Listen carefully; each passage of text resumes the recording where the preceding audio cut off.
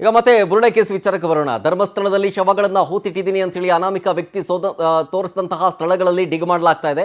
ಈಗ ಕಾರ್ಮಿಕರೆಲ್ಲ ಹೋಗ್ತಾ ಇದ್ದಾರೆ ನೋಡಿ, ಲೈವ್ ವಿಜುವಲ್ಸ್ ಗಮನಿಸ್ತಾ ಇದ್ದೀರಿ. ಈಗ ಕಾರ್ಮಿಕರ ಸಹಾಯದಿಂದ 7ನೇ ಮಾರ್ಕ್ ನಂಬರ್ 7 ಅಲ್ಲಿ ಡಿಗ್ಗಿಂಗ್ ಕಾರ್ಯ ಶುರುವಾಗುತ್ತೆ, ಉತ್ಖನನ ಶುರುವಾಗುತ್ತೆ. 6ನೇ ಪಾಯಿಂಟ್ನಲ್ಲಿ ಸಿಕ್ಕಂತಹ ಅಸ್ಥಿಪಂಜರದ ರೀತಿಯಲ್ಲೇ ಇಲ್ಲೂ ಕೂಡ ಸಿಗಬಹುದಾ, ಅಥವಾ 1 ರಿಂದ 5 ಸ್ಥಳಗಳನ್ನು ಮಾರ್ಕ್ ಮಾಡಿದ್ನಲ್ಲ, ಆ ಸ್ಥಳದಲ್ಲಿ ಏನೂ ಸಿಕ್ಕಲಿಲ್ವಲ್ಲ, ಹಾಗೆ 7ನೇ ಪಾಯಿಂಟಲ್ಲಿ ಏನೂ ಸಿಗಲ್ವಾ? ಗೊತ್ತಿಲ್ಲ. ಇದೆಲ್ಲದಕ್ಕೂ ಉತ್ತರ ಶೋಧ ಕಾರ್ಯ ಮುಗಿದ ನಂತರವೇ ಗೊತ್ತಾಗುತ್ತೆ. ಈಗ ಶುರುವಾಗೋದೇ 7ನೇ ಪಾಯಿಂಟಿನಿಂದ ಈ ಡಿಗ್ಗಿಂಗ್ ಶುರುವಾಗುತ್ತೆ. ನೇತ್ರಾವತಿ ಸ್ನಾನಘಟ್ಟದಲ್ಲಿ ಈ ಶೋಧ ಕಾರ್ಯ ನಡೀತಾ ಇದೆ.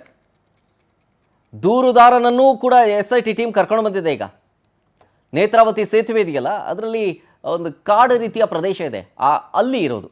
ಹಿಟಾಚಿ ಕೂಡ ರೆಡಿ ಆಗಿದೆ, ಸಿಬ್ಬಂದಿಗಳು ಬಂದಿದ್ದಾರೆ, SIT ಟೀಮು ಬಂದಿದೆ, ದೂರುದಾರನೂ ಬಂದಿದ್ದಾರೆ. ಸೊ ಅಲ್ಲಿಗೆ ಈಗ ಡಿಗ್ಗಿಂಗ್ ಕಾರ್ಯ ಶುರು. ಜೊತೆಗೆ ಈಗ ಅಗದಿರುವಂಥ ಪಾಯಿಂಟ್ಗಳಲ್ಲಿ ಏನೂ ಸಿಕ್ಕಿಲ್ವಲ್ಲ, ಅದನ್ನು ಮುಚ್ಚಿಬಿಟ್ಟಿದ್ದಾರೆ. ಆದರೆ 6ನೇ ಪಾಯಿಂಟಲ್ಲಿ ಸಿಕ್ಕಿದೆ ಅಲ್ವಾ, 6ನೇ ಪಾಯಿಂಟಲ್ಲಿ ಅಸ್ಥಿಪಂಜರ ಸಿಕ್ಕಿದೆ ಅಲ್ವಾ, ಅಲ್ಲಿಗೆ ಸೆಕ್ಯೂರಿಟಿಯನ್ನು ನಿಯೋಜನೆ ಮಾಡಲಾಗಿದೆ. ನೋಡಿ, JCB ಕೂಡ ಹೋಗ್ತಾ ಇದೆ ನೋಡಿ, ಮಿನಿ JCB ಆ ಕಾಡಿನಲ್ಲಿ ಡಿಗ್ಗಿಂಗ್ ಕಾರ್ಯವನ್ನು ಮಾಡೋದಕ್ಕೆ. ಅಂದರೆ ಕಾರ್ಮಿಕರು 2 ರಿಂದ 3, 4 ಅಡಿ ತನಕನೂ ತೆಗಿತಾರೆ. ಇಫ್ ಇನ್ ಕೇಸ್ ಅಲ್ಲಿ ಸಿಗೋದಿಲ್ಲ ಅಂತ ಡೌಟ್ ಆದಾಗ ಇನ್ನೂ ಸ್ವಲ್ಪ 2ನೇ ಚಾನ್ಸ್ ತಗೊಳ್ಳೋಕ್ಕೆ ಬೇಡ. ಅವನು ಹೇಳಿರೋದು 2-3 ಅಡಿ, ನಾವು 10 ಅಡಿ ಹೋದ್ರೂ ಪರವಾಗಿಲ್ಲ. SIT ಟೀಮ್ ಅದೇ ಹೇಳಿರೋದು. ಅವನು ಅಗಲ 8 ಅಡಿ ಹೇಳಿದರೆ ನಾವು 10 ಅಡಿ ಕೊರೆಯೋದಕ್ಕೆ ನಾವು ರೆಡಿ ಇದ್ದೀವಿ. ಆಳ ಬಂದು 2-3 ಅಡಿ ಅಂತ ಹೇಳಿದ್ರು ನಾವು 10-12 ಅಡಿ ಅಗೆಯೋದಕ್ಕೂ ನಾವು ರೆಡಿ ಇದ್ದೀವಿ. ನಾವು ಯಾವುದನ್ನು ಕೂಡ ಸಿಕ್ಕಲಿಲ್ಲ ಅಂಥೇಳಿ ವಾಪಸ್ ಹೋಗೋದಲ್ಲ ಅಥವಾ ಮುಂದಕ್ಕೆ ಹೋಗೋದಲ್ಲ. ಎಷ್ಟು ಸಾಧ್ಯವೋ ಅಷ್ಟು ಡಿಗ್ ಮಾಡ್ತೀವಿ ನಾವು.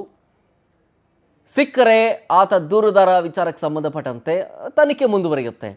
ಸಿಗಲಿಲ್ಲವೆಂದಾದರೆ ಅದನ್ನು ಮತ್ತೆ ಕ್ಲೋಸ್ ಮಾಡಿ ಮುಂದಿನ ಪಾಯಿಂಟ್ಗೆ ಹೋಗೋದು.